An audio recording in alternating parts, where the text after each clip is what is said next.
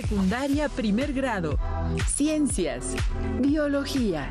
Superpinzones y supertortugas.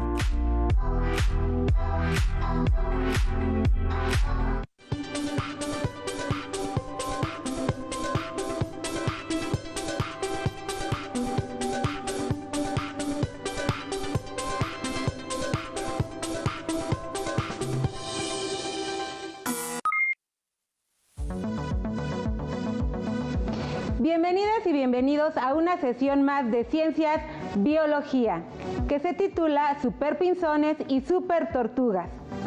Estoy muy contenta de poder estar nuevamente con ustedes. Recuerden que soy la profesora Ana Gabriela Martínez. Yo soy el profesor Arturo Díaz y juntos nos divertiremos aprendiendo sobre adaptaciones. En la sesión de hoy hablaremos de dos especies de animales que, aunque unos tengan plumas y los otros caparazón, tienen más cosas en común de las que te imaginas. Hablamos de los pinzones y las tortugas gigantes e identificaremos las adaptaciones que han favorecido su supervivencia. Retomaremos algunos conceptos tratados en sesiones anteriores, como son selección natural y adaptación. Si tienen alguna duda respecto a estos, pueden revisar su abecedario biológico. Para tomar los apuntes de la sesión utilizarán su libreta, así como bolígrafo, lápiz, colores y mucha creatividad. Durante la sesión se presentarán breves actividades que les sugiero realizar para comprender mejor el tema. Considérenlos como parte importante de sus apuntes.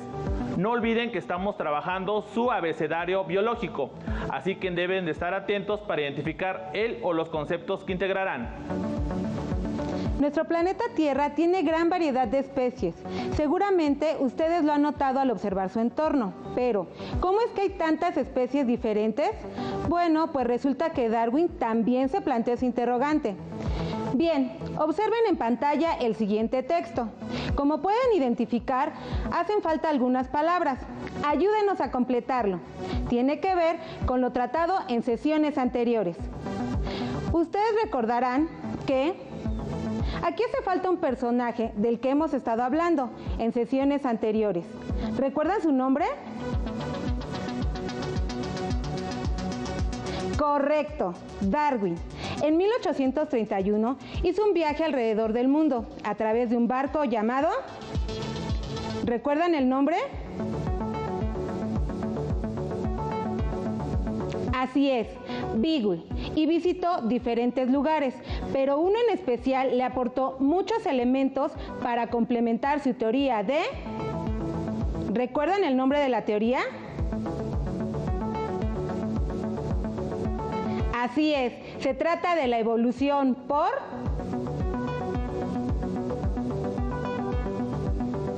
selección natural, correcto. Estoy hablando del archipiélago de Galápagos. Bien hecho, lo lograron. Continuemos. Mejor conocidas como Islas Galápagos, se localizan en el Océano Pacífico a 1000 kilómetros de la costa del Ecuador. Es el segundo archipiélago con mayor actividad volcánica del planeta, solo después de Hawái.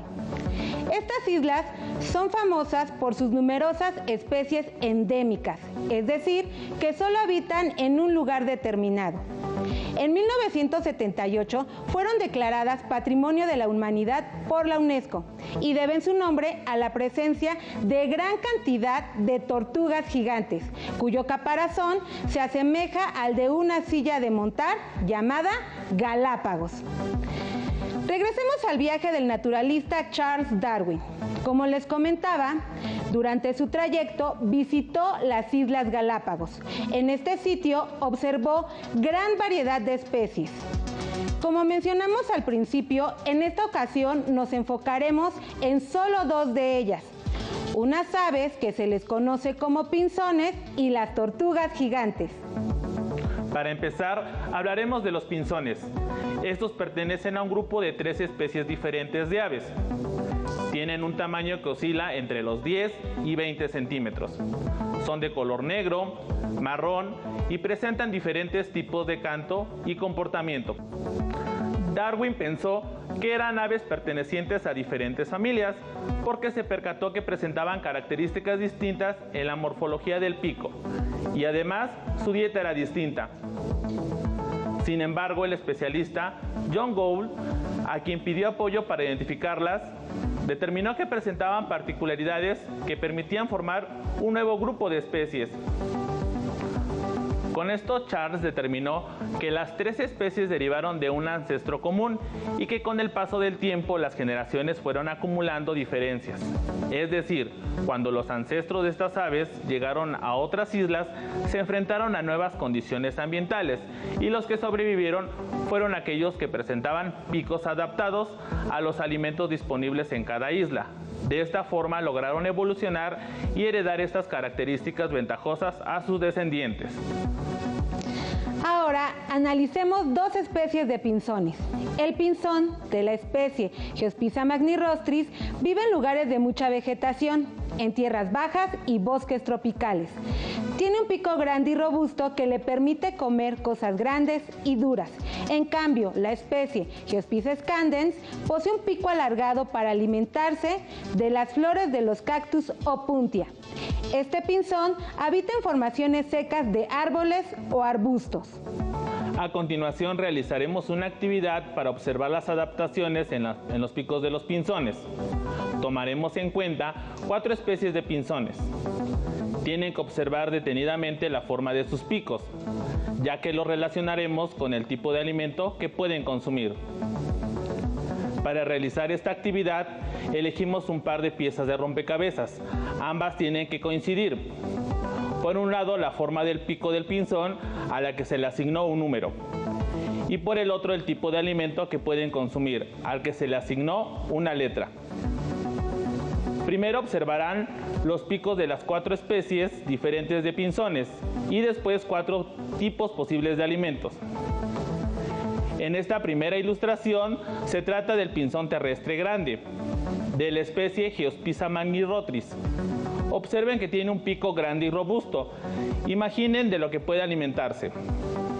Para esta actividad se le asignó el número 1. El segundo es el pinzón cantor, de la especie Certidea olivacea. Observen que tiene un pico delgado y pequeño. A esta le asignamos el número 2 para identificarlo. En el tercero es el pinzón de cactus común, de la especie Geospiza scandens, con un pico alargado, al que identificaremos con el número 3.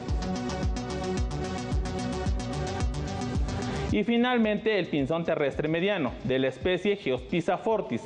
Observemos que tiene pico pequeño y no muy largo.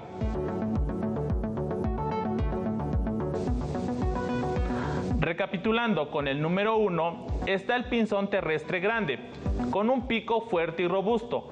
En el número 2, el pinzón cantor, con un pico delgado y pequeño. En el número 3 está el pinzón de cactus común, con un pico alargado. Y por último, con el número 4, el pinzón terrestre mediano, con un pico pequeño y no muy largo. Bien, observemos los alimentos que están ubicados con letras. Con la letra A vemos semillas pequeñas e insectos. Con la letra B, insectos ubicados en pequeñas rendijas. En la C, una planta de cactus llamada Opuntia. Y finalmente, con la letra D, semillas grandes y gruesas. Ahora analicemos con atención la siguiente imagen e intentemos relacionar correctamente. Observen los dibujos de los pinzones y los alimentos que ya se han explicado. Traten de relacionarlos. Les sugiero anotar en su cuaderno número y letra. Ahora veamos los resultados. Revisen si coinciden. Empecemos con el pinzón terrestre grande. El resultado es 1D, pues su pico grande y robusto le permite comer cosas grandes y duras. Cuando no come semillas, que es su especialidad, su alternativa favorita son las garrapatas. El siguiente es el pinzón cantor, El resultado es 2B, pues tiene un pico delgado y pequeño que le permite alcanzar y comer insectos que se encuentran en pequeñas hendiduras.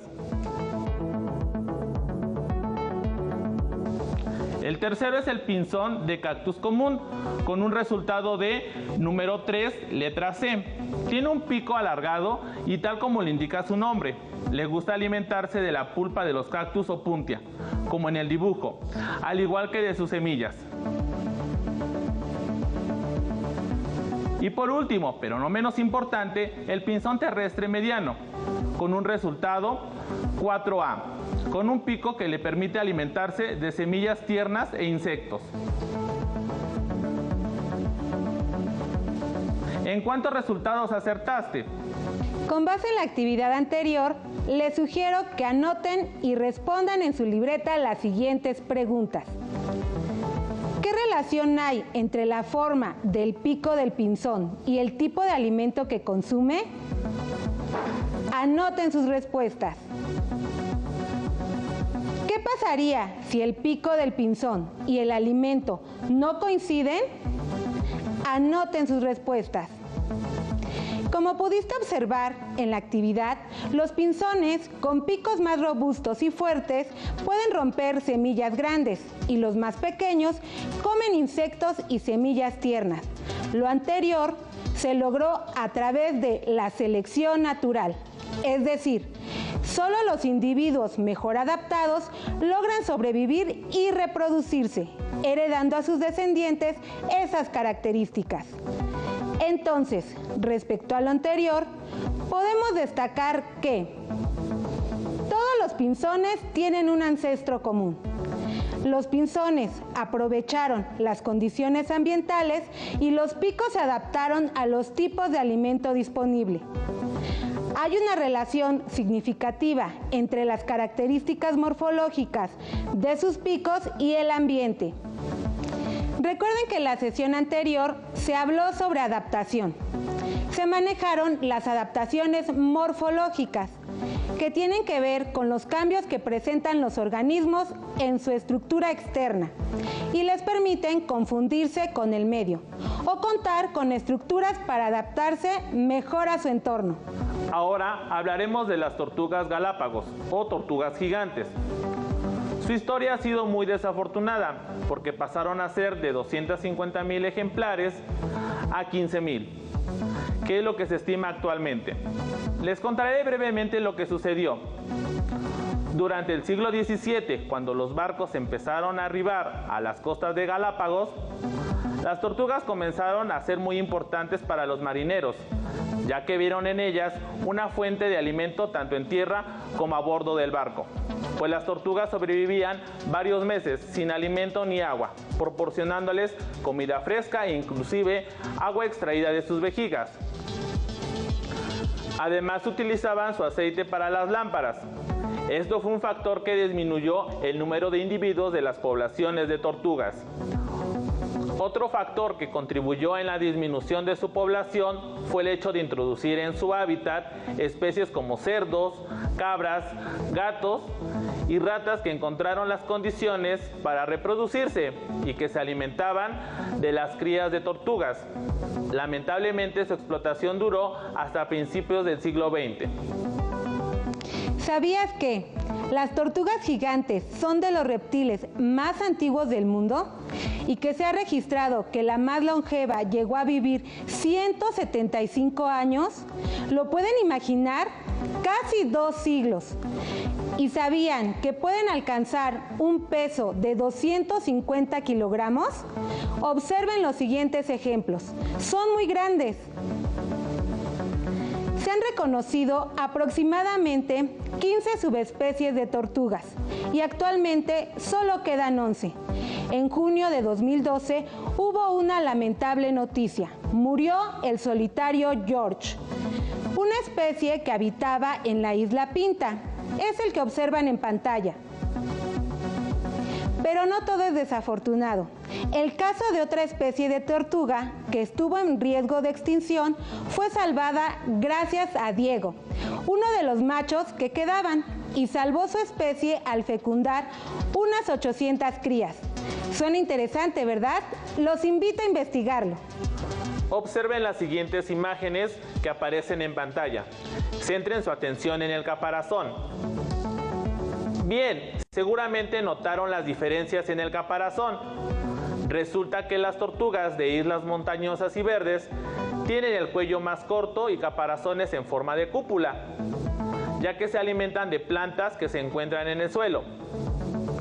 Mientras que las tortugas de islas planas y secas tienen el cuello más largo y el caparazón en forma de silla de montar como adaptación para alcanzar los cactus altos, como aparece en las imágenes. Estas observaciones ayudaron a Darwin a completar su teoría. ¿Recuerdan el título de la sesión de hoy? Es correcto, superpinzones y supertortugas.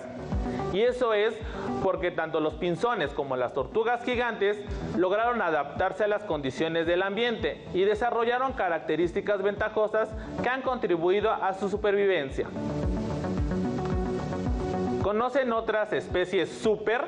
Les invito a investigar sobre alguna especie que les interese. Espero que hayan identificado el o los términos que van a agregar a su abecedario biológico. Les sugiero especie endémica. Pueden integrar las que consideren interesantes. Para concluir, recurriremos nuevamente a su ayuda, al igual que al inicio. El siguiente texto está incompleto. Apoyemos para completarlo. Con base en lo trabajado el día de hoy, podemos concluir que ¿de qué lugar estuvimos hablando hoy? Exacto, archipiélagos de Galápagos. Es una maravilla natural que alberga una gran variedad de especies. ¿Qué tipo de especies mencionaron que se localizan en un lugar determinado? Correcto, endémicas, lo que le permitió a Charles Darwin completar su teoría de... ¿Recuerdan el nombre de su teoría? Así es, la evolución de las especies por selección natural. Las especies derivaron de un ancestro común y con el paso del tiempo las generaciones acumularon diferencias. Cuando las poblaciones de la misma especie se separan, los cambios en sus características son la base para la formación de nuevas especies. Y finalmente, ¿qué? A través de la... ¿Qué término consideran que va aquí? Muy bien, selección natural. Solo los individuos mejor. Les doy una pista. Es el resultado de la selección natural. Adaptados. Sobreviven y se... Es cuando los individuos logran dejar descendencia. Correcto, reproducen, dejando descendientes con características similares. Si la misma no es ventajosa, los individuos mueren. Gracias por su apoyo. Debido a que constantemente la ciencia se renueva, los invitamos a escuchar un fragmento del libro Biología, la vida en la Tierra con fisiología, de Audesir y Byers. El subtítulo que leeremos es La humanidad promueve la evolución a gran velocidad. Yo voy por tu libro, profesor. Muchas gracias, maestra.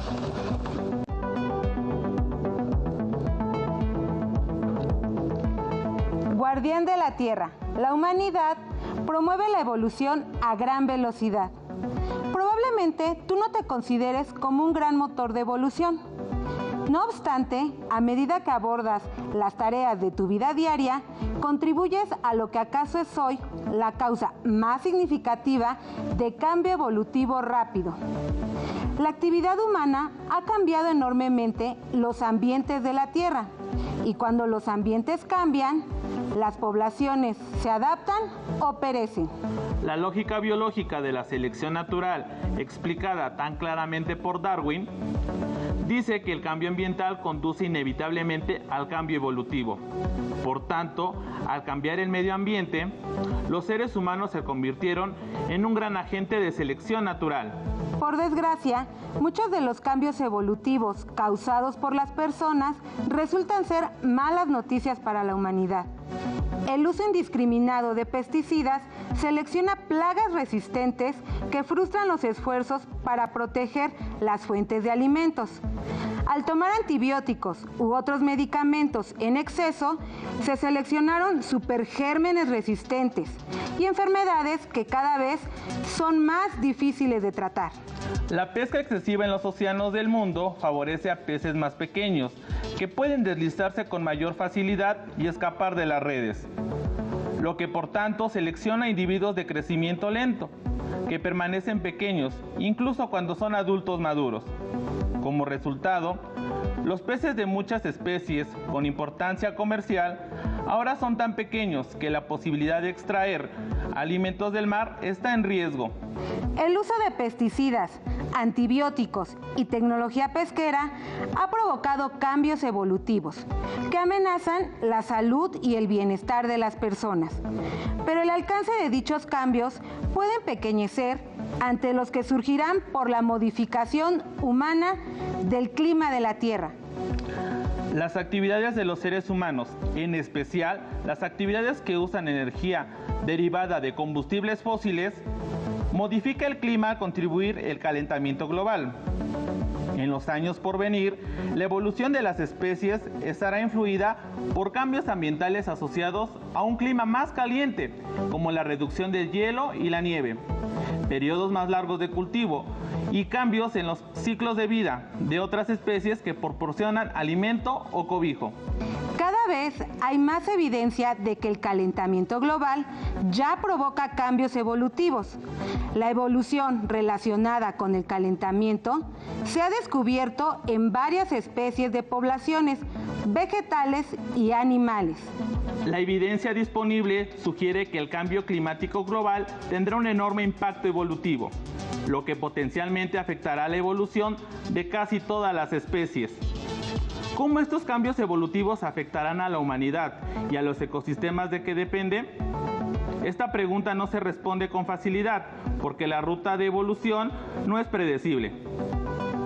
Sin embargo, hay esperanza de que una monitorización cuidadosa de las especies en evolución y un conocimiento cada vez más profundo de los procesos evolutivos ayuden a dar los pasos adecuados para asegurar la salud y el bienestar de los seres humanos, a medida que la Tierra se calienta. Qué interesante, ¿verdad? Los invitamos a leer más sobre el tema. Pueden utilizar su libro de biología u otro medio informativo. Terminamos la sesión, pero aún nos queda mucho por descubrir. Así que nos vemos pronto aquí en Aprende en Casa 2. ¡Hasta la próxima! Si tienes dudas o necesitas ayuda, llama al Centro de Apoyo Pedagógico a Distancia. El número de teléfono para secundaria es el 55 36 01 71 23. Si requieres consultar los libros de texto en versión digital, recuerda que los puedes encontrar en la página conalitec.cep.gov.mx. Y recuerda que también cuentas con el sitio aprendeencasa.cep.gov.mx, en donde podrás ver nuevamente los videos de los programas y además encontrarás actividades para fortalecer tus aprendizajes.